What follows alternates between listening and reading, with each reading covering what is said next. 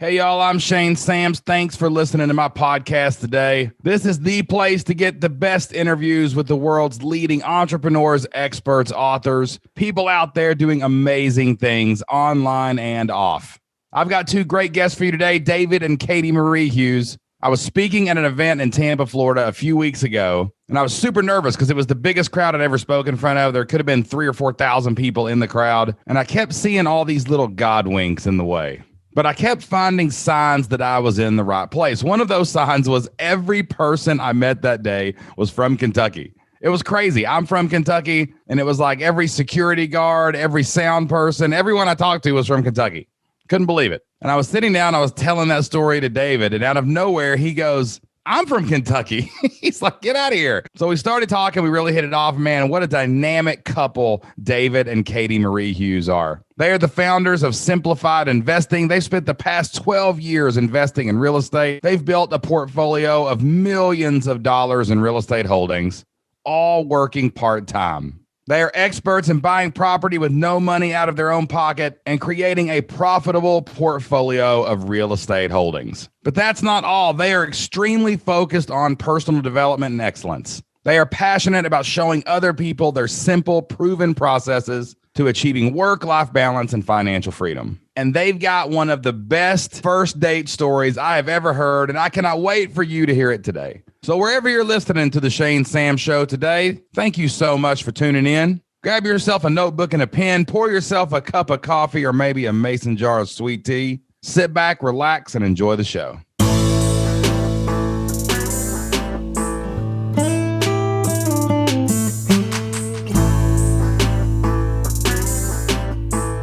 Three, two, one. David and Katie Marie Hughes. How y'all doing? Hey, Shane. I love it. I'm excited for this. I'm going to tell how we met, first of all, okay?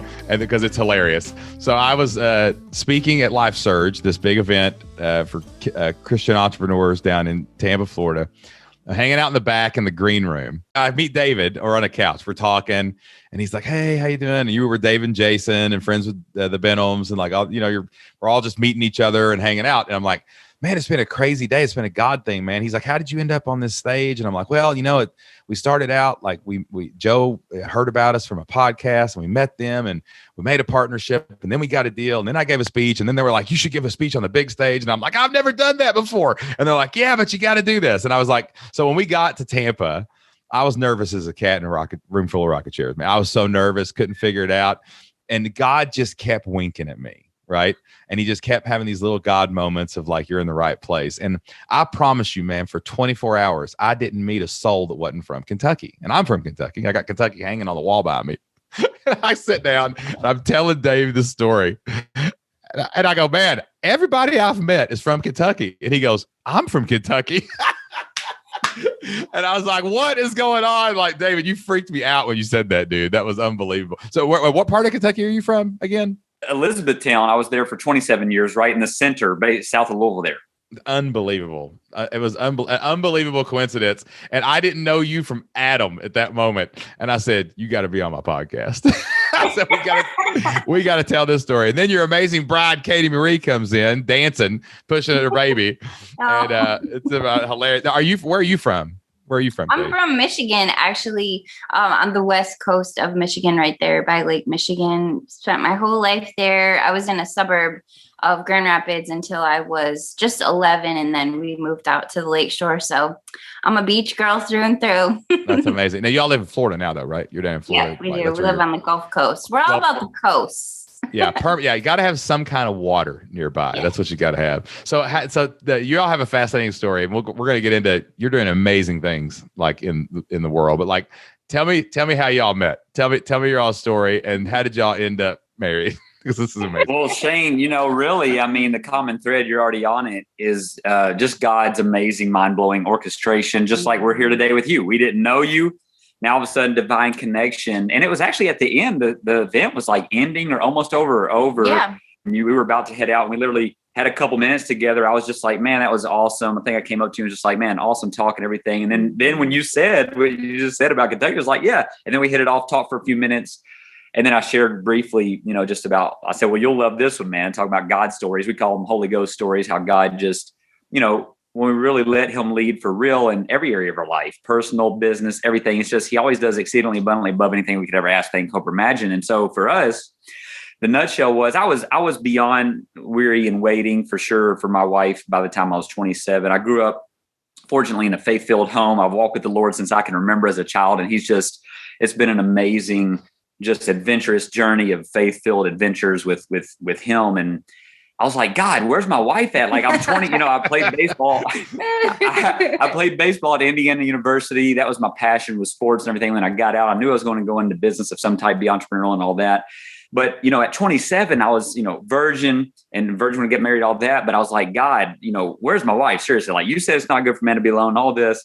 But I'm 27. I'm beyond weary and waiting. Like, where's she at? And he just kept telling me, be still and know that I'm God, trust, wait, obey. I'm like, I know those things. Can you give me something? But anyway, that's what it was. And long I got the waiting, I got the patience part. Yeah. I'm waiting for the show up is what I'm waiting for. Yes.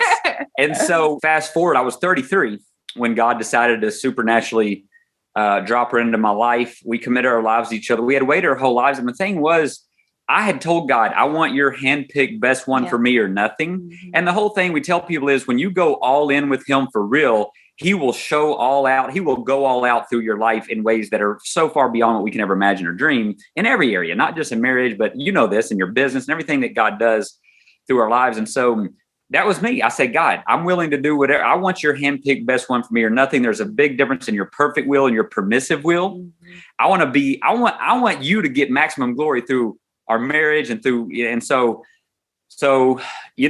at 33, he drops into my life supernaturally. We talked over the phone. I didn't even see it coming, actually. She's a singer, songwriter, amazing author, speaker, worship leader, all of that. And I knew about her. And God put on my heart to start this ministry. So I reached out to her online. We ended up getting on the phone 5/18 of 15. And it was over before it began, basically. We committed our lives to each other the fifth night on the phone. Hadn't seen each other, no FaceTime or anything, but signs, wonders, confirmation. Crazy. That's not even crazy. That's not the craziest part. Wait. This isn't the crazy. That's not the craziest part. So 5 days of phone conversations of crazy signs, wonders, confirmations, mind blowing, off the charts. So the fifth night, Friday night, we committed our lives to each other, decided to get married, hadn't seen each other, no FaceTime or anything. Now, of course, we'd seen pictures, but it was such a God thing that fifth night on the phone, we decided to get married, right? She was in Michigan. I was in Kentucky at the time. When I meet her for the first time, I proposed to her 40 minutes after meeting her in person for the first time ever. Married 19 days later. Come on. We've been married. Hey, we've been married 6 years. I'm more googly over her every day, all day. We're on a lifetime honeymoon circuit because God does things that are out of this world. And our marriage it's like, we never knew marriage could be this amazing. And that's like everything, just like your business, just like everything, your life. You never knew life could be this amazing. It's heaven on earth when we just, again, let him lead. We say yes to him. We submit, commit. There's a lot more to the story. We're making a documentary and a book about it because all the divine details, how God just really, I got to ask a couple questions. I can't not follow up with this. I know there's a lot to talk about today, but this is fascinating. So why did you reach out in the first place? Did you just know about her, see her? Did a friend know her? And then like Katie, this guy reaches out to you online, you're like, who is this random human? You know what I'm saying? What happened? How did the 5 conversations even start? So we actually had known about each other for a year, and we had a mutual friend, and I met her the craziest way. Fort Knox military base, hospital waiting room, like all of those different things are not normally in a sentence together. And I'm not in the military, but one of my closest friends there when I was living in Kentucky was there, and she needed to have a procedure done. So I met this amazing Jesus loving woman at 4 or 5 in the morning, as I took my friend to have a procedure done. Her daughter was actually having the same procedure done. She was the patient before my friend, same doctor, same procedure. And so we just hit it right off. It was just such a spirit connection, and became really good friends. And so a couple of months after that, about 4 or 5 months after that, she had DM'd me about David on Messenger because they had known each other from church years ago. And she just said, you've got to connect with this guy, and listed just all of these incredible attributes of him. And I actually had a 6-page list of all the attributes of my future husband. And I hadn't dated anyone for 7 years when we actually finally talked on the phone, because I was like, I'm done dating. I'm done. I'm breaking up with dating. I'm not good at picking. Like, Lord, you have to pick him. And so It's so amazing because our story overlaps and interweaves in so many different ways, because he said, Lord, I want your handpicked best one for me or nothing. And I literally said, Lord, I want you to hand pick him. And at the top of my list, the very first line, all about him, to him, saying, you're this, you're that. At the very top of the header, I said, I let God choose you, babe. Wow. And like, that's my like nickname of all nicknames for him. Actually, the Benhams sometimes call him babe. They're like, are we supposed to call him babe? Like, cause you call him babe, should we call him babe? I'm gonna call you babe from now on, David. Yeah. I mean, that's one of his names. So feel free to call him babe. But anyway, that was just all I wanted. And the whole reason for getting married, the greatest desire on both of our hearts separately, was to bring God maximum glory. And it was like the Lord had shown me that we were both individually, before I knew anything about David, that my future husband and I were both just running the race, like running it with passion and endurance. And we were running hard. And it was getting to a point where we had basically tapped out our full potential on our own. And it was only through us coming together that we could truly like magnify him maximally. And he also had shown me that my husband and I were very, very similar, like 2 sticks of dynamite on our own. But when we came together, we supernaturally transformed from 2 sticks of dynamite into C4, something so much more eternally explosive. And it's just amazing because like we are the male and female version of each other. And like everybody says, opposites attract. Well, let me tell you, with David and Katie Marie Hughes, like samesies attract, because that's we right. have the same love languages. We have the same personality types. We have the same literal like disc graph. When we did it, we looked at each other and I was like, I didn't cheat off you. You didn't cheat off me. We're just kind of the same person. It's incredible though. Like what you said, something very interesting there. Like, I don't know how people go through life alone. Like, I'm sorry if anybody's listening to this and you're alone. I love you. I am praying that you find somebody, but man, I do not understand how conceptually I could live my life the way I do without Jocelyn. And like, like you said, that magnifying effect, the famous verses, 2 chords, 3 chords, not easily broken, but like, it's so true. Like, it's like, or 2 oxes pull and their efforts are like 3 or whatever. But like, it's ridiculous. Like when you are in alignment with your spouse, there's a reason God made it that way, because man, it's like 10x what you could ever do, like trying to be out there doing something on your own.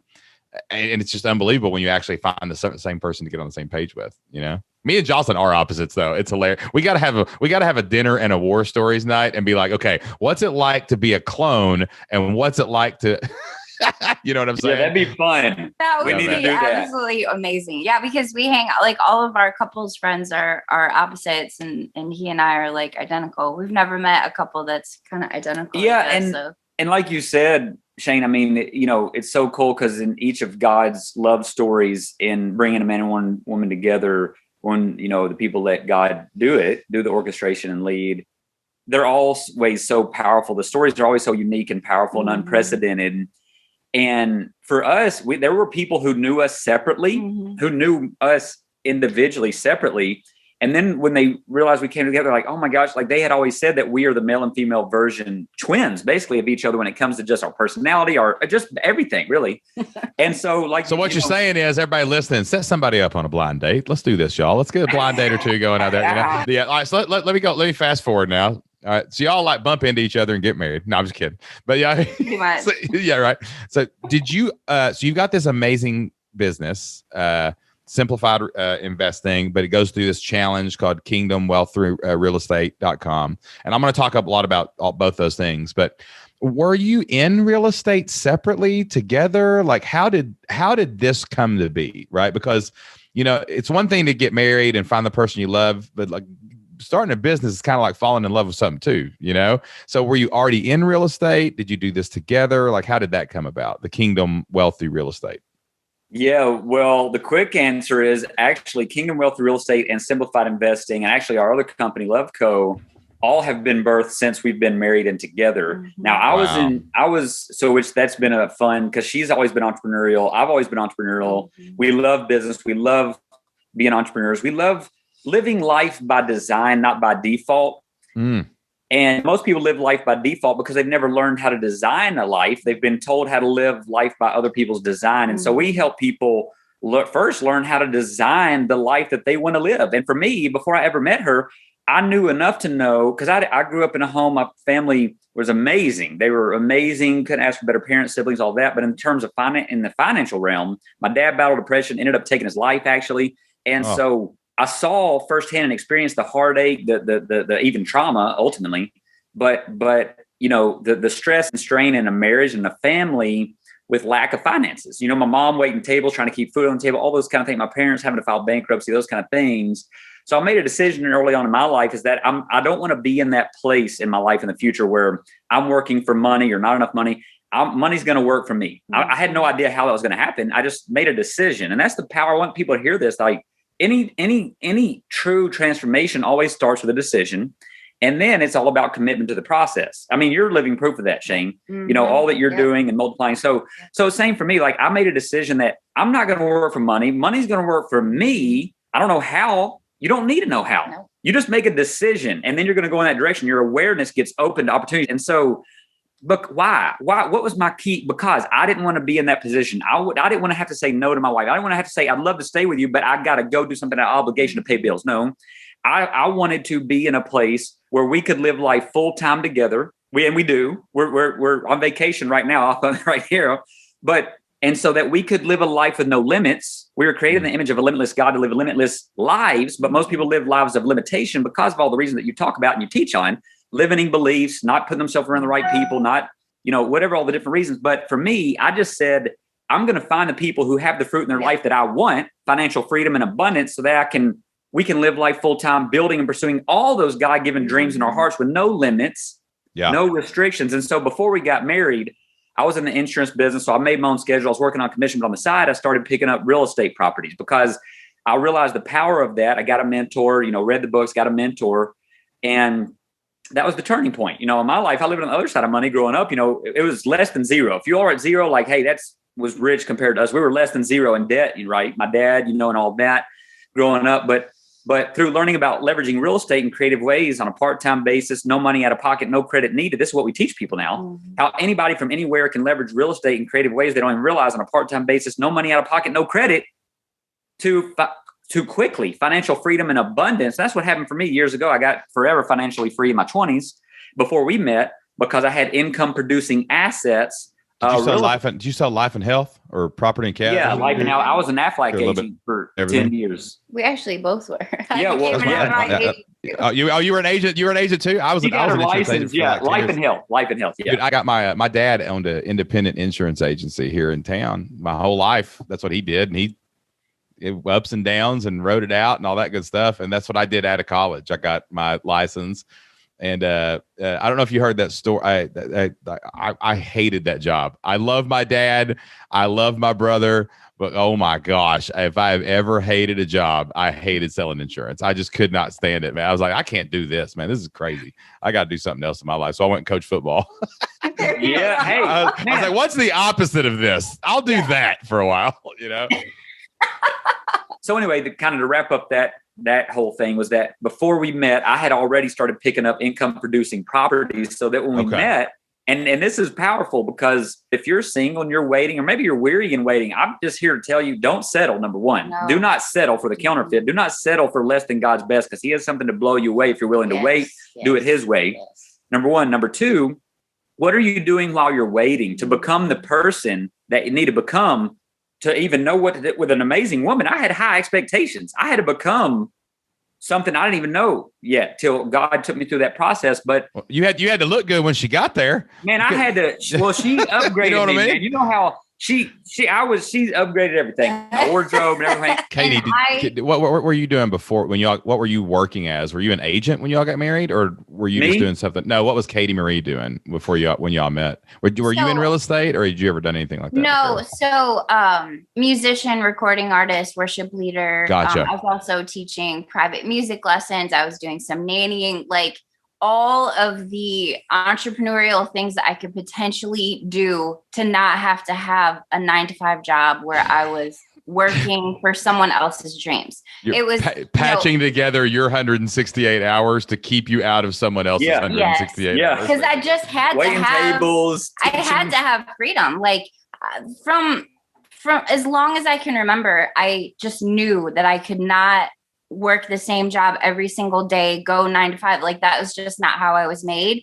And, I became a professional dancer at 17. And so I was dancing with a company, and that had a lot of flexibility. There were set rehearsals, but I had time. And so I was also waiting tables, doing all the different things. But I was always really interested in real estate. My family and I were always interested. I have 2 older brothers, and then my mom and dad. And, we just didn't know how to bridge that gap. And so it was just so amazing. Like everything about our story is so special to me because it's God's story. And so we boast in God of what he's done, because it is a true testament of if you're willing to wait, if you're willing to obey, and you're not going to settle, no matter what anybody says, he will truly reward you in ways that you can have never imagined. Like you were saying, I mean, it's one thing to like bump into each other and get married, but to create 3 businesses and to work every single day side by side. We're together all day, every day. Literally, like all day. The only times that we're not together is if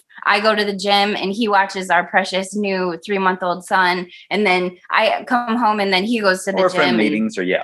And of course we spend time with the Lord, but, it's just so special. And it was such a gift that we both had such a passion to help set people financially free so that they could own their lives, so that they could truly be driven by what God wants them to do instead of what their boss wants them to do. Because I just don't believe that people were created to have to ask someone to go use the restroom, to have to ask someone when they I couldn't go to the bathroom until the bell rang. I was a school teacher.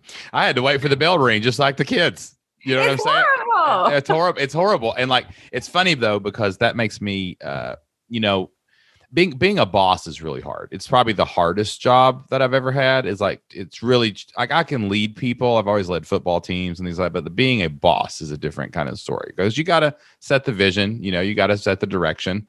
And one thing that we really lean into in Flip Lifestyle is, I'm never going to create a scenario, if I can help it, where someone would have to miss a kid's ball game or something like that. And I get that there's certain jobs like, if you're a doctor, if you're a nurse, there's certain things that are constricted by the nature of the task, right? But it's that mentality of I own the person who works for me, instead of I get to be with the person who works for me. Like I get them to be on my team. I get to be a part of their life. They get to be a part of my life. And I had so many jobs where I was just the cog in the machine, and that was like disposable basically. And I would hate to end up being a boss like that someday. Like that, in my mastermind, can we create it's like a competition who can create the place that people want to work for the longest, right? Mm-hmm. Because if you don't do that, like you're just done. Because not everybody's wired like us are. Like not everybody's wired to do that. Some people are entrepreneurial, some people are not. Some people want the security of this or not. But at the same time, with great power comes great responsibility. When God has blessed you to be one of the 10% of people on this earth that become entrepreneurs, become CEOs, become bosses, you got a lot on you, man. You got to take care of the people. But Moses was leading the people out of Egypt. He had to worry about what they were doing behind him, right? Yeah. And you got to do that too when you're building like a company, or especially when you're leading a brand like that. I think that's where this is going to end up. Is like, I think you guys, what I'm drawn to you guys in your story a lot is like you're of course you're successful. Of course you've got real estate holdings. Of course this, but like you've kind of leaned into starting a movement of, like kingdom wealth is a good way to start your domain name, right? So let's go back there. Like what is this movement? You got real estate holdings, you've got stuff like that. Like why kingdom wealth through real estate? Why simplified investing? Like why is it you're doing this? You could just sit back and live on your properties and go on vacation. So like, why are you trying to build a brand where you're trying to help people? Well, the thing is, it's not enough for us to find success. I think the greatest thing that we could ever do is to help bring other people along with us. You know, I mean, if we're just sitting there and we're like, yay, we're financially free and we can do this, we can do that. And we see all the people around us struggling and they want more and they have these dreams and passions that God's put in their heart, but they're not able to even make ends meet. And they don't have enough energy at the end of the day to even pour into their spouse and their children, much less move their dreams forward. Like, there truly is no greater thing than to bring other people along with us.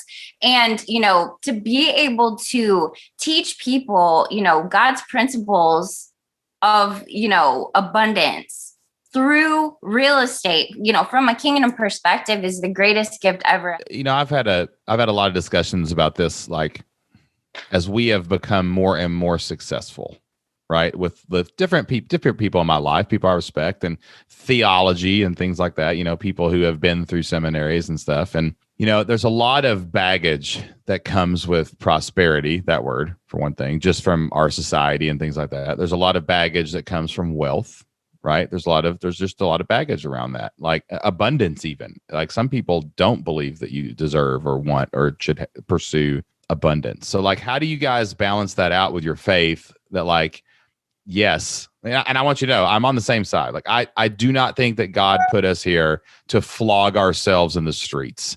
I do not think that. Money makes the mission possible. Even the disciples reached out to people of wealth to support their ministries and things like that. And we all have a part to like play in that. But, like, how do you reconcile that with people? How do you reconcile abundance or free time or spare time or extra money? Like, how do you guys teach that it is okay to do those things, even if society or your church or somebody else kind of makes you think that it's not, you know?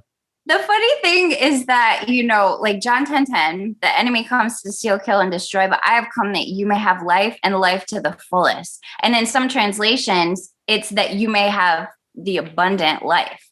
So oh, that's interesting. So the enemy comes to absolutely rob, steal from you so that you have nothing, so that you're in poverty, you're constantly scraping by. But Jesus actually came to give you heaven on earth right now. That's what he wants for you. And so, like, I can't even imagine, as I mentioned, you know, we have a 3-month-old. I cannot even imagine wanting him to scrape by when I know that we could provide for him.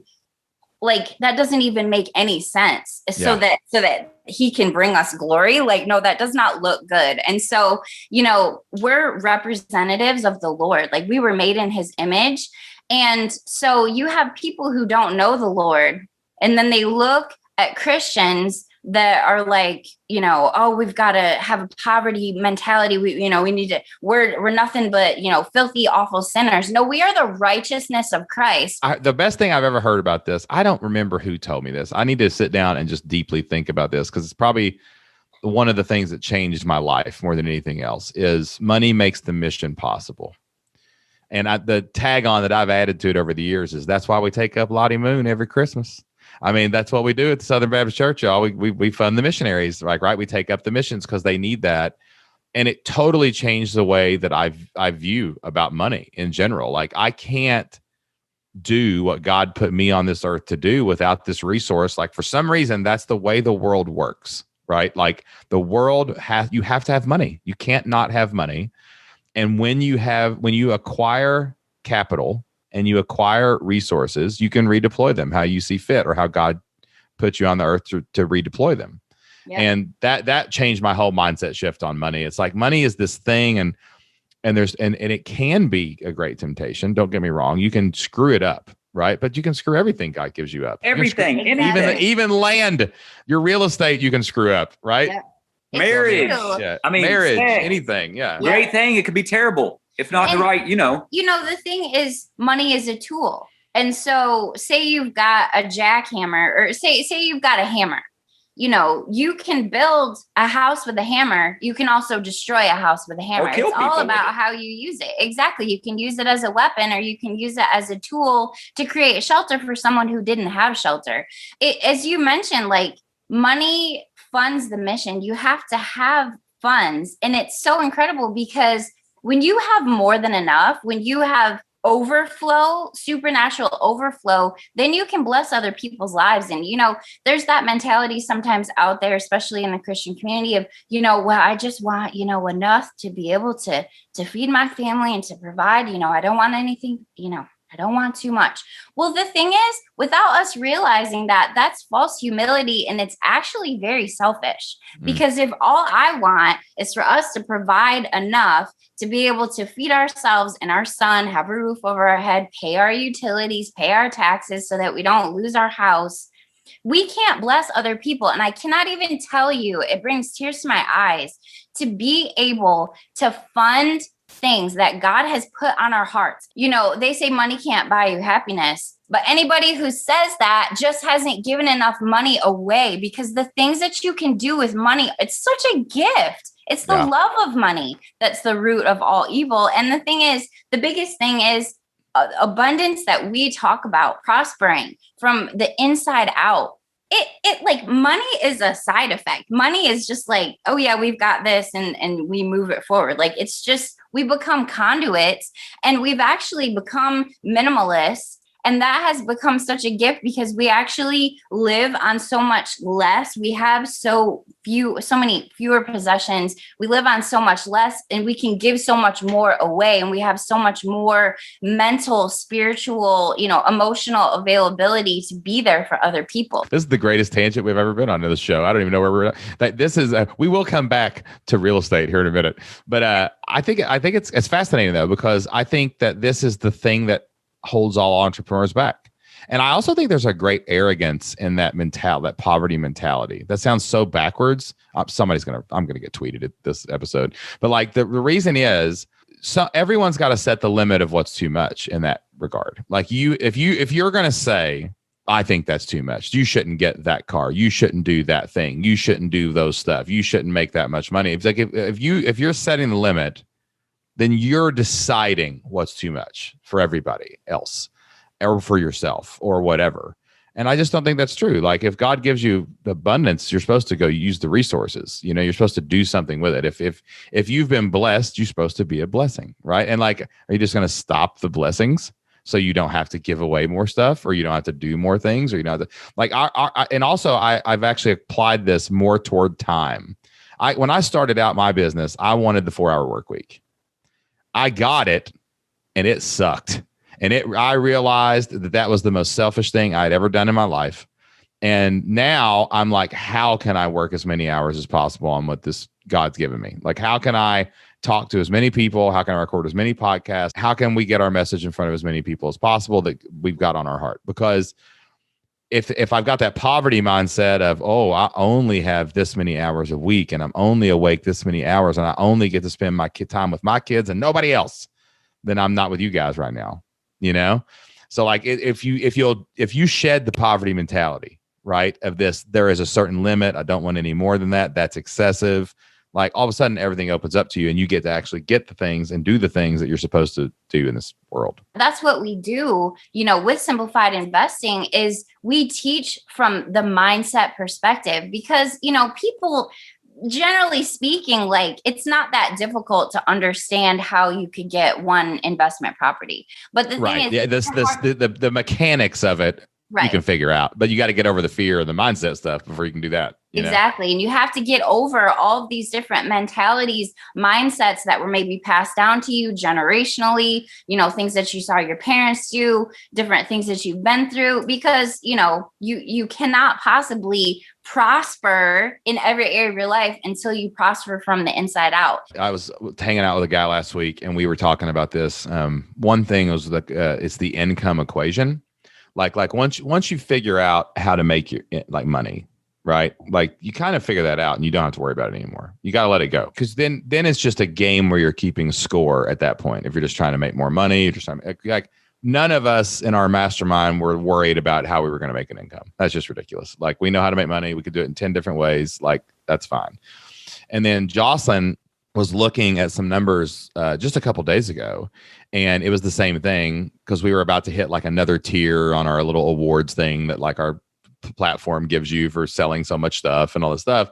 And she was like, hey, we're about to this tier. And I was like, oh, cool. And they didn't even flinch because it was just like, that's fine. Like, that's not the point anymore. Right. Like that, like we know how to do that part, but can we continuously remove that fear and obstacle from other people? That's what we do inside the Flip Lifestyle community. That's what you do inside of Kingdom Wealth through real estate. Like, right. Like it's just, and people want the tactics though, man. I hate it so bad when people ask me like, well, I want to know exactly the step-by-step process, and I want to know the exact number of exact people who are guaranteed mathematically to succeed whenever you do this. I'm like, you are not going to win. I'm like, you have so much in between you and winning that you can't even imagine how bad you're going to lose at this point, because that's just the wrong mindset. So like, let me ask you this. What do you think are the biggest personal development weak spots that we can say believers, but we can say anybody need to overcome as they're coming into your real estate program? Like, what are these blocks that are in front of people that you guys have found that are holding people back? And I'd like to look at this through the lens of a married couple. I think that's a great lens right now because you guys are a married couple. You guys are doing this together. Me and Jocelyn, we're a married couple. We're 50-50 partners in business and life. And like, I know there's a lot of people out there like that, they want to do this with their spouse. I mean, that's the point, right? While we're here.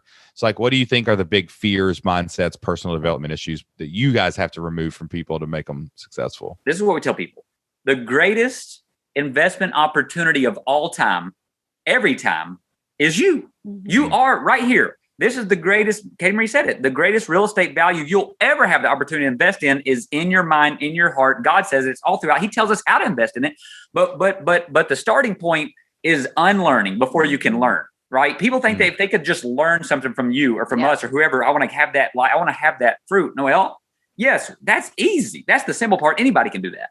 What most people, they got to be willing to dig deep, let go of limiting beliefs, let go of thought patterns that aren't serving them, aren't propelling them forward in their dreams and their destiny, because it's a repeating narrative that they're telling themselves. They believe the parents said about them or whoever said, or the enemy or themselves, about I'm not this enough. I'm too much of this. I've never been able to do this, or I've tried all that has got to go. You got to unlearn. I like what you said about unlearning. Like, there's lots of like false beliefs that come from, some people don't even mean to give you the false beliefs. It's not always malicious or the enemy either. It's like, like we have beliefs, like if someone comes up and a dad comes home and he's tired from work and he tells someone, a child comes up and asks for help and it says, you don't need help.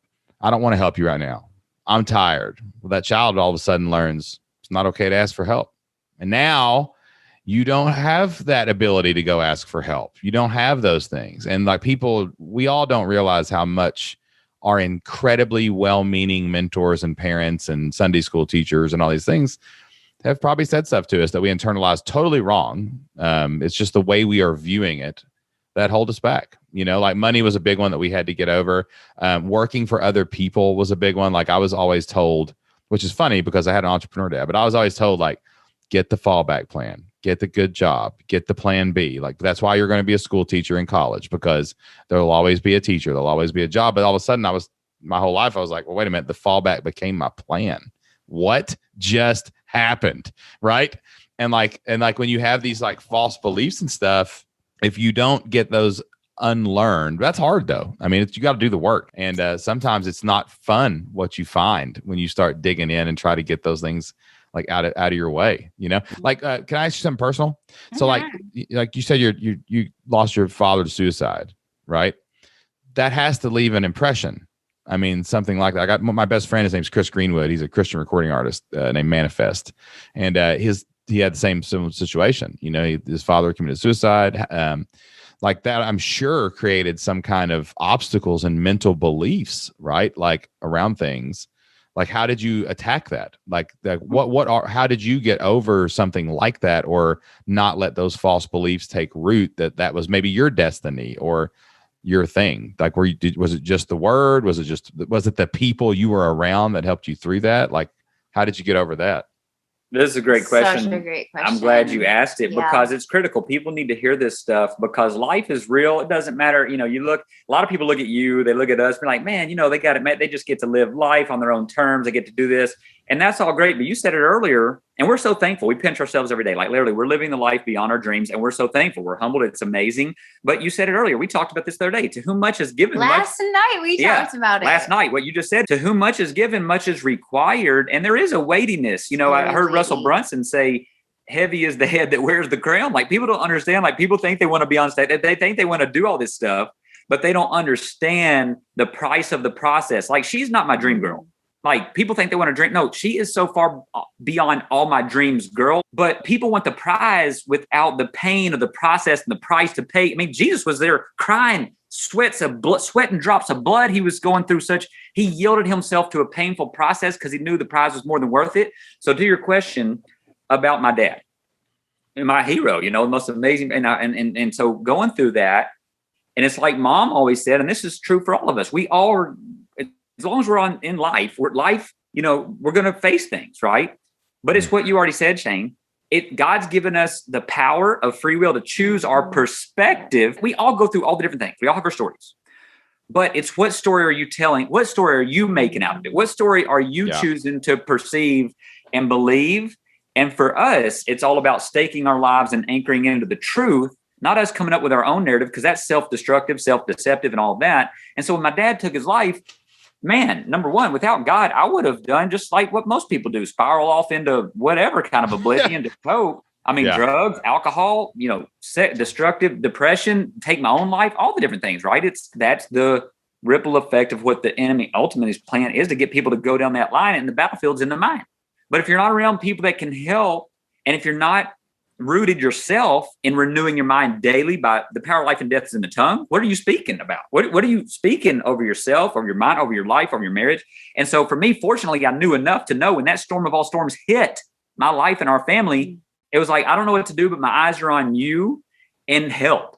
And I chose to say, thank you, Jesus. Thank you, Jesus. The situation didn't feel like meriting thanks, but I knew the power of positioning the perspective of my heart set mindset to say, I'm going to thank him anyway, and I'm going to praise him. I don't understand, whatever.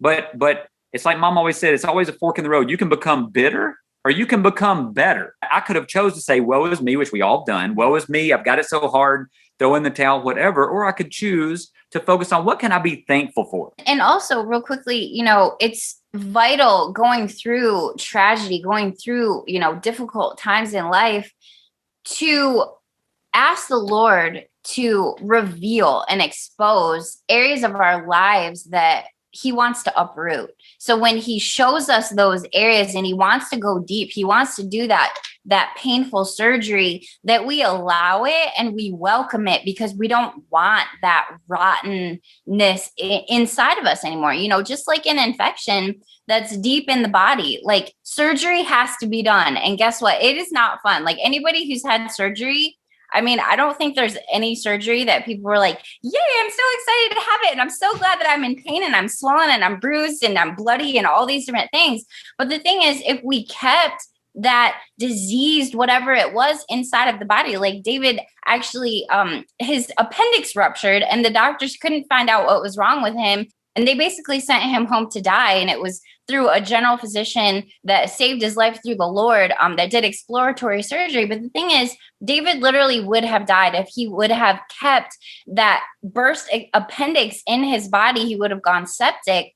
And it was a painful process. But the thing is, when we have those different things inside of us, every single one of us do, God wants to reveal and expose them. He wants to do that surgery, not so that he can rip us open and make everything hurt, but because he knows that getting that out of us is actually going to bring healing to us. So I know, you know, we've had so many conversations about his daddy, and, you know, he's so much like his dad. And so I've gotten to know his dad through loving David. And, you know, we've gone to deep places together, and he's shared with me how through the process, before I even came into his life, the Lord would reveal and expose different mindsets that maybe his dad had that would easily be what David would have. But he said, you know what? No, I'm not going that direction. And Lord, I'm going to go deep with you. I want you to take this out of me. And it's been transformational, because David's life has truly been like what his dad always wanted his life to be, that he wasn't able to have. So it's really special. I think that too, like with community, when we started Flipped Lifestyle, the reason I mean, we started to teach people what we were doing because it helped people, but like it was fellowship from day one. Like I always knew that we had to do all fellowship all the time, you know, not just because you get the good things, but because you see other people go through stuff. Like if we're not here talking, you know, I got a story where there's tragedy in my life. I got a story where there's bad things that happen to my kids, but you got a story like today on my podcast. I've been recording all day. And, you know, I talked to a guy this morning, his son got cancer. And I'm like, that's crazy. You know, I hear I didn't know your dad committed suicide. I had no clue about that. And like, if you're alone, you're just in the mess of it all by yourself. For me, like depression is such a foreign, through my life, I'm the ultimate optimist, happy-go-lucky guy all the time. Everything, life's apart, life's fun, life's thrilling. But what I realized is after I firsthand witnessed and experienced someone who was just, most jovial, everybody loved him, all that, like it can happen to anyone. Oh, we've struggled with depression. Like Jocelyn has struggled with it. We've talked about it on our podcast, and like same thing. Like we're as blessed as you can be. I mean, I heard depression came after we sold a business for over $1 million.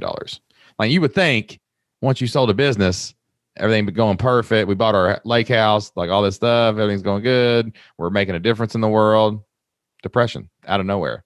Right. Well, I'm so glad you all share that because people need to hear it because it's not talked about probably enough and people feel like they don't know what to say sometimes. And Katie Marie has shared this publicly. She won't mind me sharing this, but yeah, she found herself, battling those thoughts of suicide years ago in a dark place of depression. She had battled severe eating disorders and different things.